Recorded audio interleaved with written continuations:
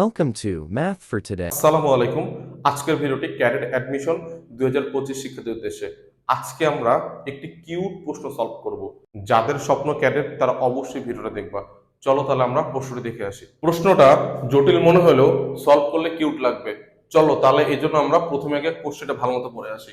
দেখো এখানে কিন্তু আমাদের কোশ্চেনে বলা আছে এ বি কে এল একটি বর্গক্ষেত্র, অর্থাৎ দেখো এ বি কে এল অর্থাৎ প্রথমটা কি আমাদের বলা আছে স্কয়ার, এরপরে বলা আছে বিএইচজিসি বিএইচজিসি এটা কি একটা রেক্ট্যাঙ্গেল মানে আয়তক্ষেত্র।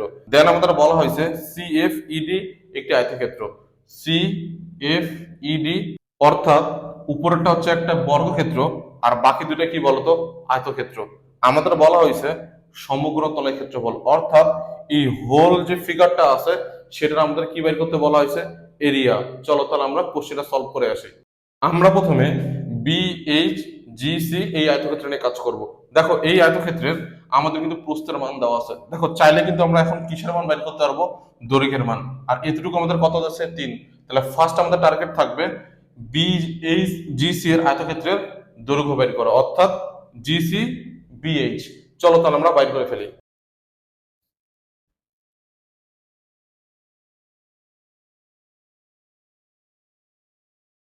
আয়তক্ষেত্রের ক্ষেত্রফলের সূত্র কি দৈর্ঘ্য গুণন প্রস্থ। দৈর্ঘ্য কত জিসি আর প্রস্থ কত এইচজি। ক্ষেত্রফল কত দেওয়া আছে 42। আমরা জিসির মান বাইর করব, সো জিসি কিন্তু রাখে দেব। এইচজি কত দেওয়া আছে 6। তাহলে আমরা যদি কাটাকাটি করি তাহলে কত পাবো 7 সেন্টিমিটার। তাহলে বলো তো জিসি কত পাইলাম 7 সেন্টিমিটার, তাহলে এটা কত হবে 7 সেন্টিমিটার। তাহলে এতটুকুর ভ্যালু কত পেলাম বলো তো 7 সেন্টিমিটার।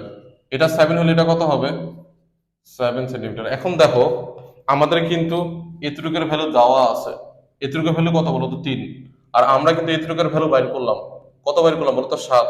তাহলে 7 থেকে 3 বাদ দিলে কিন্তু আমরা বি কে পাবো, অর্থাৎ আমরা বলতে পারি 7 মাইনাস 3 এই দুটা যদি বিয়োগ করি তাহলে আমরা কত পাবো বলো তো 4 সেন্টিমিটার। 4 সেন্টিমিটার আমরা কোনটার ভ্যালু পাইলাম, এই যে এতটুকুর ভ্যালু কিন্তু কত পাইলাম 4 সেন্টিমিটার। দেখো তো আমাদের প্রশ্নে বলা আছে এ বি কে এল একটি বর্গক্ষেত্র, অর্থাৎ এটা বর্গক্ষেত্র। এটা যদি 4 হয় তাহলে এটাও কত হবে 4, এটাও কত হবে 4, এটাও কত হবে 4, যেহেতু বর্গক্ষেত্রের প্রত্যেকটা বাহু সমান। বর্গক্ষেত্রের যেহেতু বাহুর মান পাওয়া গেছে তাহলে বলো তো ক্ষেত্রফল কত হবে বাহু ইন্টু বাহু, অর্থাৎ 4 আর 4 গুণফল কত হবে 16 সেন্টিমিটার স্কয়ার। এই আয়তক্ষেত্রের ক্ষেত্রফল হচ্ছে 42 সেন্টিমিটার স্কয়ার। বাকি আছে কোনটা বলতো সি এফ ইডি এই আয়তক্ষেত্রের ক্ষেত্রফল। এই আয়তক্ষেত্রের ক্ষেত্রফল যদি বাইর করতে পারি তাহলে সবগুলো যোগ করলে কি পাবো বলতো এই টোটাল চিত্রের ক্ষেত্রফল। তাহলে আমরা এখন কাজ করব এই আয়তক্ষেত্রের ক্ষেত্রফল নিয়ে।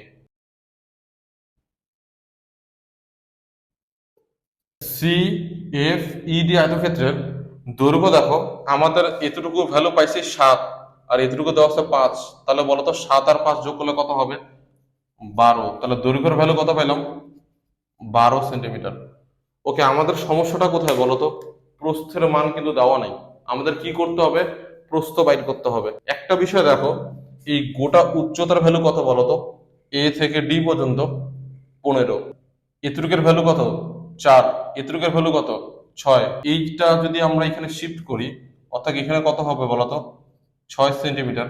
তাহলে আমাকে একটা জিনিস বলো এইখান থেকে এতটুকু অর্থাৎ উচ্চতা কত হবে 4 প্লাস 6, তাহলে এতটুকুর উচ্চতা কত হবে বলতো 10 সেন্টিমিটার। তো আমাদের বলা হয়েছে এইটুকু প্রস্থের মান বাইর করব। তো গোটাটা যেহেতু 15, 15 থেকে যদি এতটুকু বাদ দেওয়া হয় তাহলে থাকবে কতটুকু বলতো ইএফ। তাহলে 15 থেকে 10 বিয়োগ দিলে আমরা পাচ্ছি কত বলতো 5 সেন্টিমিটার। তাহলে আমরা প্রস্থ কত পেলাম 5 সেন্টিমিটার। তাহলে ক্ষেত্রফল হবে দৈর্ঘ্য গুণন প্রস্থ, অর্থাৎ 60 সেন্টিমিটার স্কয়ার। তাহলে আমাদের বলা আছে কোশ্চেনে সমগ্র তলের ক্ষেত্রফল, অর্থাৎ সবগুলো আমরা যোগ করব। বলতো বর্গের ক্ষেত্রফল কত পাইছি 16 সেন্টিমিটার স্কয়ার, অর্থাৎ এই আয়তক্ষেত্রের ক্ষেত্রফল কত পাইছিলাম আমরা দেওয়া ছিল 42 সেন্টিমিটার স্কয়ার, অর্থাৎ 42। এই আয়তক্ষেত্রের ক্ষেত্রফল কত পাইলাম 60 সেন্টিমিটার স্কোয়ার। তাহলে আমরা যদি সবগুলো যোগ করি তাহলে আসবে হচ্ছে 118 সেন্টিমিটার স্কোয়ার। তাহলে এই সমগ্র তলের ক্ষেত্রফলের অ্যান্সার হবে 118 বর্গ সেন্টিমিটার। দেখো সলিউশনটি কিন্তু অনেক কিউট ছিল, এরকম কিউট প্রশ্ন আমরা আরো বেশি সলিউশন করব। তাহলে আজকের ক্লাসটি এই পর্যন্তই। আল্লাহ হাফেজ।